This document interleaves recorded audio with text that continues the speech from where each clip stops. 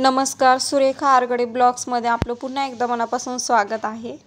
आज बैलपोळा आहे, तर बैलांचं इथे पूजन केलेलं आहे आणि त्यासोबत मी तुम्हाला एक छान अशी रेसिपी शेअर करणार आहे। तीच म्हणजे पुरणपोळ्याची रेसिपी। कारण आपण बैलांना हा पुरणपोळ्याचा नैवेद्य दाखवत असतो त्यामुळे। आणि मस्त आपण बैल छान सजवले आहेत। आता आपण पुरणपोळ्या करूयात। चला तर मग आता आपण रेसिपीला स्टार्ट करूयात। तर सगळ्यात पहिल्यांदा पुरणपोळ्या करण्यासाठी इथे एक छोटा ग्लास आहे, त्यामध्ये हरभऱ्याची डाळ घेतलेली आहे आणि त्याच ग्लासने कुकरमध्ये 2 ग्लास पाणी गरम करायला ठेवलेलं आहे। आता यामध्ये आपण 2 छोटे चमचे आहेत ते तेल टाकून घेऊयात आणि जी डाळ आपण हरभऱ्याची डाळ घेतलेली आहे ती छान 2 ते 3 पाण्याने वॉश करून यामध्ये टाकूयात। पूर्ण डाळ यामध्ये टाकायची। तुम्हाला जेवढी डाळ हवी आहे तेवढी डाळ तुम्ही घ्या। आम्हाला थोडंच पुरण करायचं आहे त्यामुळे थोडीशी डाळ घेतलेली आहे। आता हे आपण या गरम पाण्यामध्ये टाकायचं। अगदी थोडंसं चिमूटभर मीठ टाकलेलं आहे आणि कुकर लावून याच्या 3 ते 4 शिट्ट्या करून घ्यायच्या। आता आपण पुरणाला चटका देण्यासाठी इथे गूळ घेतलेला आहे। त्याच ग्लासने पूर्ण ग्लास भरून गूळ घेतलेला आहे आणि अगदी 2च चमचे साखर घेतलेली आहे।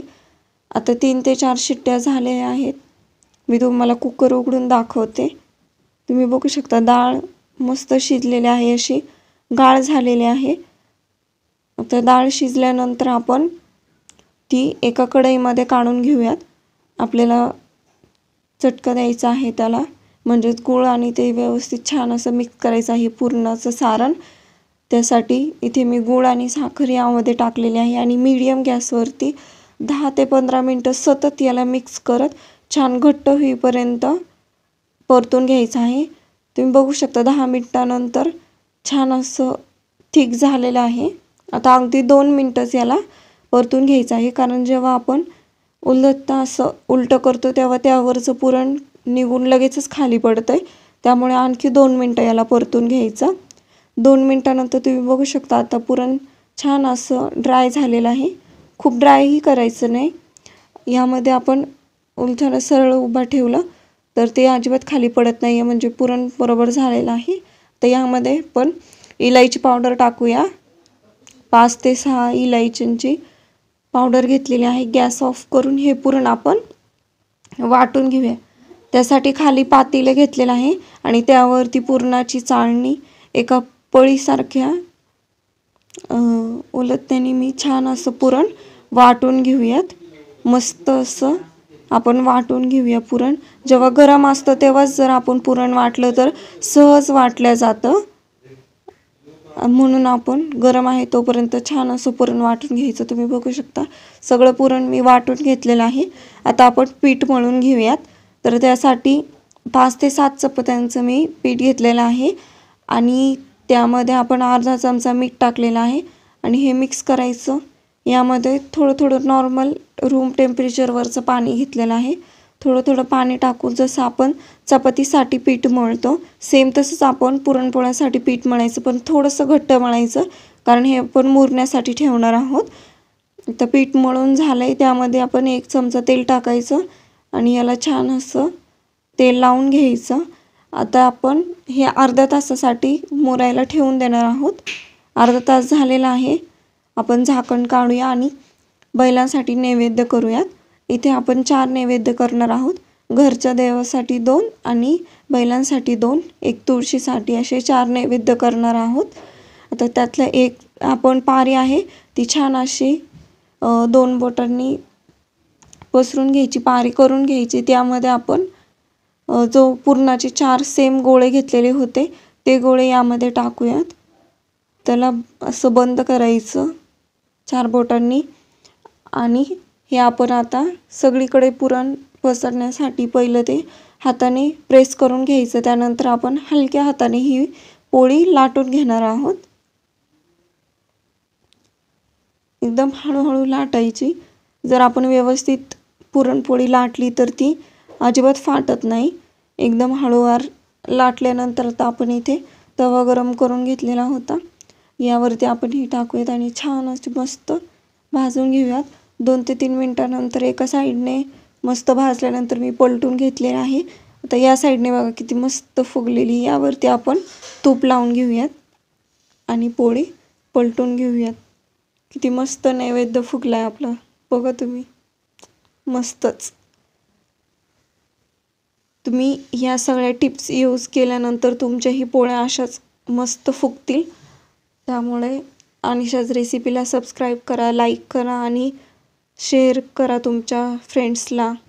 आता आपल्या 4 पोळ्या करून झालेल्या आहेत। त्यानंतर बैलाच्या शिंगामध्ये घालायला आपण शिंदोळी करणार आहोत। तुमच्याकडे याला काय म्हणतात कमेंटमध्ये नक्की सांगा मला। त्यासाठी आपण अशा हातावरती लांब असे छोटे छोटे वळून घेतलेलं आहे पीठ आणि हे जॉईन करायचं आणि असं गोल रिंग करून घ्यायच्या आहेत। अशा 20 रिंग करून घ्यायच्या आहेत। एका शिंगामध्ये 5 असे एका बैलासाठी आपण 10 करून घेतलेले आहेत। ह्या सगळ्या आपण तव्यावरती टाकायच्या, तो चिटकून नाही टाकायच्या, वेगवेगळ्या टाकायच्या। यावरती आपण 1 ते 2 चमचे तेल टाकलेलं आहे आणि याला पलटून घ्यायचं आहे। दोन्ही बाजूने छान असं भाजून घ्यायचं आहे मस्तच।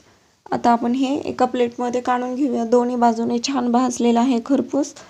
आता बैलांची पूजा करण्यासाठी आपण इथे पाट ठेवलेला आहे खाली आणि इथे बैलांना आपण हार घातलेला आहे। त्यांच्या गळ्यामध्ये होता अगोदरही, तरी आपण घरातला हार घातलेला आहे आणि दुसऱ्या बैलाला व्हाईट कलरचा हार घातलेला आहे। दोन्ही बैलांना हार घातलेले आहेत आणि ते व्यवस्थित असे समोर आपण ठेवूयात आणि त्यांना सगळ्यात पहिल्यांदा त्यांचे पाय धुवायचे आहेत। त्यासाठी आपण पेल्यामध्ये पाणी घेतलेलं आहे आणि दोन्ही बैलांना आपण आता हाताने पायांना त्यांच्या पाणी लावून घेऊयात, म्हणजे आपण त्यांचे पाय धुवूयात। त्यानंतर आपण त्यांना कुंकू लावून घेऊयात आणि कुंकू लावून घेतल्यानंतर जे आपण शिंदोळे केले होते ते एका शिंगामध्ये 5 टाकायचे आहेत आणि दुसऱ्या शिंगामध्ये 5 असे सगळे 20 आपण शिंदोळे टाकून घेतलेले आहेत बैलाच्या शिंगामध्ये। आता आपण दिवा लावून घेऊयात त्यांची पूजा करण्यासाठी। आता आपण त्यांना ओवाळून घेऊयात। सगळ्यात पहिल्यांदा ओवाळून घेतल्यानंतर आपण त्यांना पुरणपोळीचा नैवेद्य दाखवणार आहोत। पुरणपोळी फोल्ड करून त्यांना पुरणपोळीचं नैवेद्य दाखवतात, म्हणून आपण पुरणपोळी छान अशी फोल्ड केलेली आहे आणि त्यांना दोन्ही बैलांना आपण नैवेद्य दाखवलेला आहे आणि अगरबत्ती लावलेली आहे। मी इथे एका साईडला अगरबत्ती ठेवायची आणि आपली बैलपोळ्याची पूजा मस्त अशी झालेली आहे। यांना नमस्कार करून घ्यायचा। तुम्ही बघू शकता बैलपोळा आपला मस्त आपण पूजा करून घेतलेली आहे। आता अशाच नवीन नवीन रेसिपीसाठी सुरेखा आरगडे ब्लॉगला सबस्क्राईब करा, लाईक करा, शेअर करा। अशाच नवीन व्हिडिओसोबत आपण पुन्हा एकदा भेटूयात। थँक्यू।